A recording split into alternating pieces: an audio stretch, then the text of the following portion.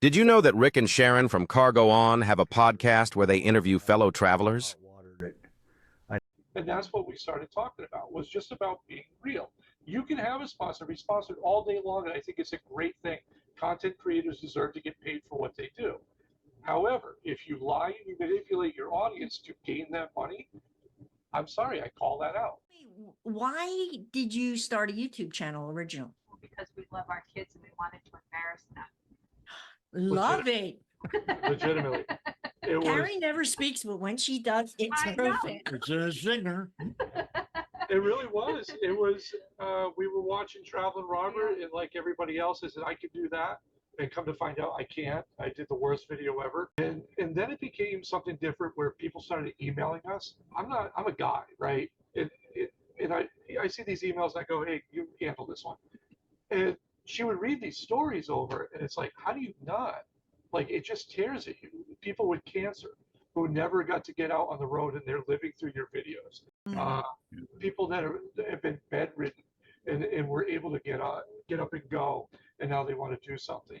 People want spouses, and they're in their 70s, and they want to hit the road, and they want to know if we can give them pointers to do it. And it's like, where is it? How do you take advantage of that?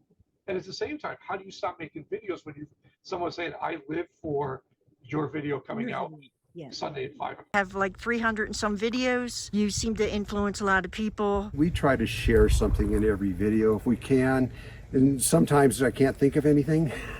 But if I can, if it's a how-to item, we try to share it in the video. Or a little knowledge, a little history, a little something to make. A little tip. Yeah, it's something to help people out if possible. Yeah.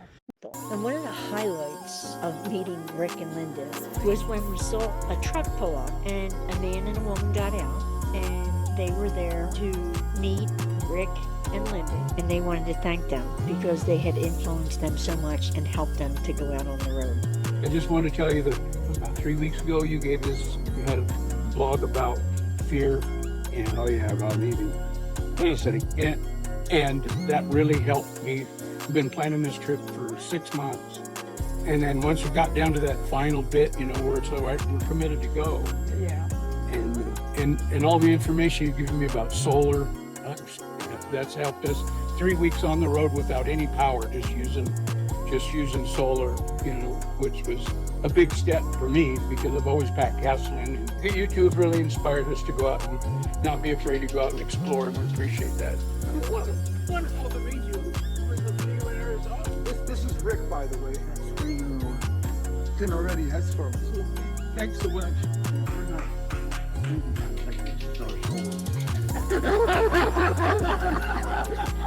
That's a lot cheaper than the one I got.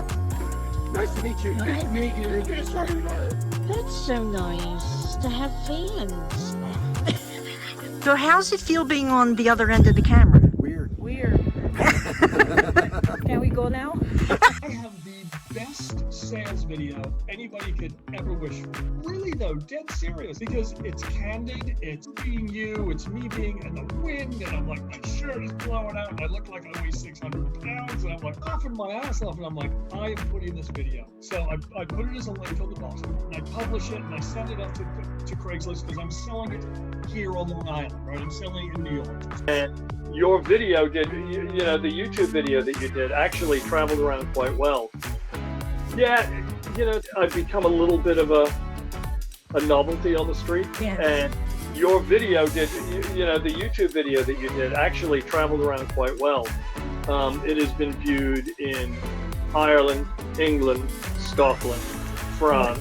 So I'm impressed with the camping stuff, the Nomad. You never really camped before, did you now? I went for the fresh air for 2 weeks once.